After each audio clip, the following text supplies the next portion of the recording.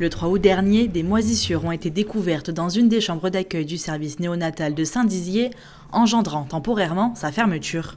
Depuis, le service a été déplacé dans une autre aile du bâtiment en pédiatrie et a pu rouvrir en quelques jours. Les nouveau-nés présents lors de cette découverte n'ont pas été impactés et ont dû être transférés. L'équipe a rencontré chaque parent pour expliquer la situation et pour informer de la destination en fonction du niveau de soins qui était requis pour chacun de ces enfants. Donc on a pu transférer dans des conditions les plus adéquates possibles chaque enfant sur son lieu de destination. Et puis derrière, quand on a pu réouvrir le secteur, reprendre contact avec nos structures d'accueil, nos structures receveurs, pour pouvoir faire revenir les enfants et permettre aussi un rapprochement familial entre ces enfants et leurs parents. Des travaux sont en cours dans les anciens services de néonatologie pour pouvoir enlever ces moisissures et remettre à neuf cette partie du bâtiment indispensable dans la région.